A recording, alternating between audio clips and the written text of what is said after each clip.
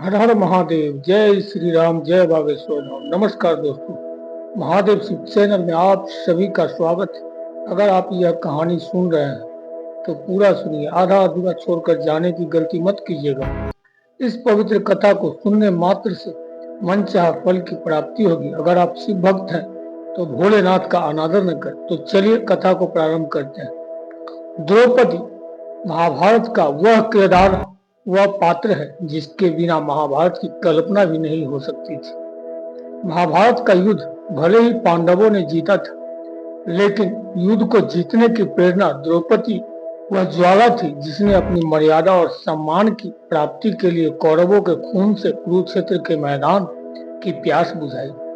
द्रौपदी महाभारत युद्ध के बाद भारतवर्ष की महारानी बनी, लेकिन इनका जीवन और अंत ऐसे रास्ते से गुजरता है जिन्हें जानकर हर कोई हैरान रह जाता है। द्रौपदी का निर्भीक और शक्तिशाली व्यक्ति। अपने जीवन में द्रौपदी ने ही किसी से कभी हार नहीं मानी है, न ही वह कभी किसी से डरी। भरी सभा में जब उन्हें निवस्त्र करने का दुस्साहस किया गया तो उन्होंने चुप्पी साधे बैठे भीष्म पितामह, द्रोणाचार्य, कृपाचार्य जैसे महान योद्धा की कठोर निंदा की। माना जाता है कि द्रौपदी कोई साधारण कन्या नहीं थी, बल्कि वह अग्नि से प्रकट हुई थी। धार्मिक कथाओं में द्रौपदी कोई दिव्य कन्या बताया गया है। इनका जन्म सामान्य तरीके से न होकर हवन कुंड की अग्नि से हुआ था। इन्हें आजीवन कुंवारी रहने का भी वरदान प्राप्त था। इस वरदान के कारण ही द्रौपदी अपने सभी पतियों के साथ समान व्यवहार कर पाती थी। सभी पतियों के साथ पत्नी धर्म को निभाते हुए भी द्रौपदी हमेशा कुंवारी रहती थी। जब द्रौपदी के सामने 5 पांडवों से विवाह करने का प्रस्ताव रखा गया तो उन्होंने विवाह के लिए एक अनोखी शर्त रखी थी। उन्होंने सीधे तौर पर कह दिया कि वह इस विवाह के लिए तैयार है, लेकिन वह अपने गृहस्थ जीवन की वस्तुएं किसी और महिला के साथ साझा नहीं करेगी। पांडवों ने उनकी यह शर्त मानकर विवाह किया।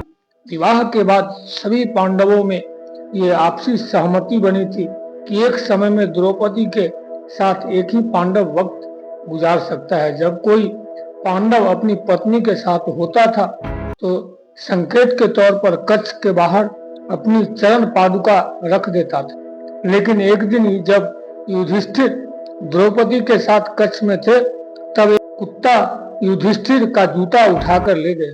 इतने में अर्जुन किसी कारण उस कक्ष में आ गए। राजा के तौर पर अर्जुन को वन में जाना पड़ा।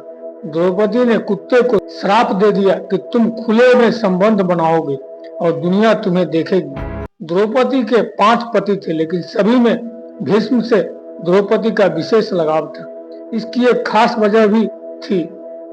भीम ही एकमात्र ऐसे थे जो द्रौपदी के साथ होने वाले अन्याय के खिलाफ सबसे पहले आवाज उठाते थे। चीरहरण के समय भी सभी पांडव मौन सिर झुकाए रहे, लेकिन भीम ने विरोध किया। दुशासन वध के लिए प्रतिज्ञा भी भीम ने ली थी और द्रौपदी के प्रण को भी पूरा भीम ने ही किया था।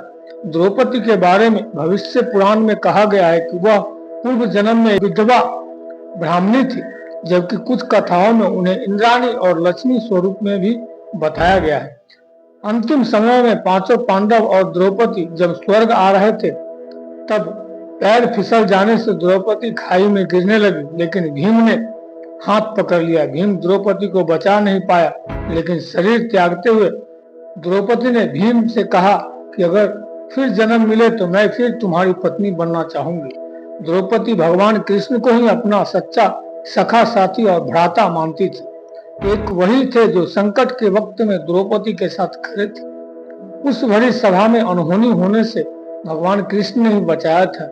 जब दुर्योधन का भाई द्रौपदी को निवस्त्र करने का प्रयास कर रहा था तो भगवान कृष्ण ही उनकी रक्षा की थी। वीडियो को बोलते समय कोई त्रुटि हुआ हो तो मैं क्षमा चाहता हूँ। उम्मीद है वीडियो अच्छा लगा। महादेव के सच्चे भक्त हैं तो कमेंट में लिखिए हर हर महादेव। मिलते हैं अगले वीडियो के साथ। हर हर महादेव, जय श्री राम, जय बागेश्वर धाम।